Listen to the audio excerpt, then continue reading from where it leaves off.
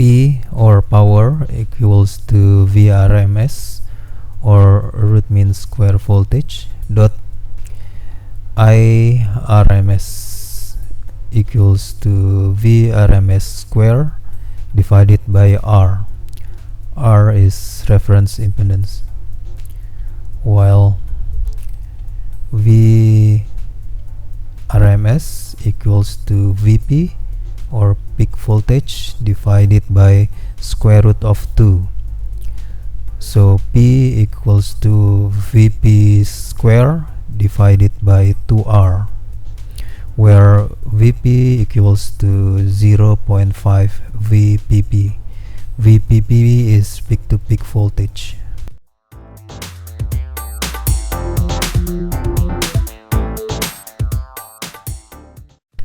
This is crystal oscillator.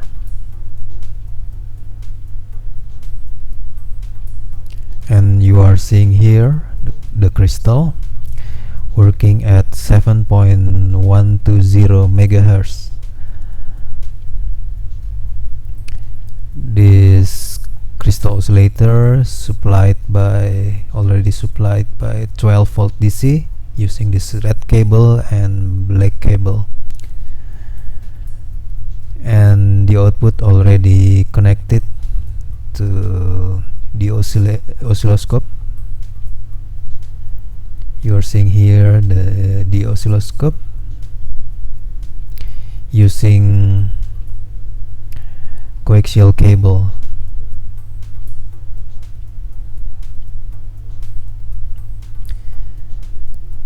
The oscilloscope specification could measure up to 10 megahertz, shown by the type here, GOS 310.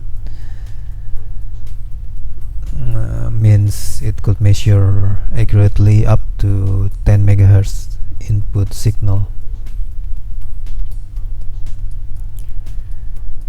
But in between coaxial cable and input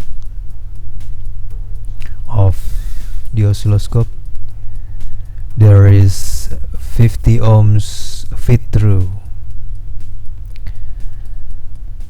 Why there should be 50 ohm feed through? Because the reference impedance or the load should be 50 ohms. So the parallel impedance between input impedance and this 50 ohms feed through is about 50 ohms. This feed through placed very close to the input of oscilloscope.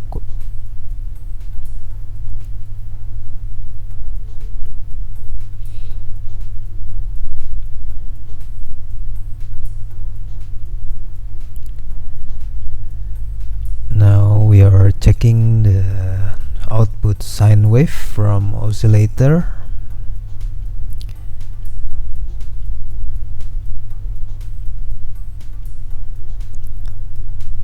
Okay, you are seeing here the output sine wave from oscillator. From top to bottom part of this sine wave, it is almost one division,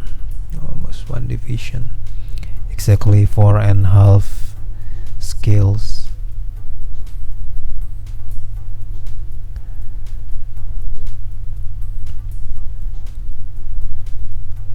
It is called peak to peak voltage from top to bottom. If we are checking the setting here, is 0.5 volt per division.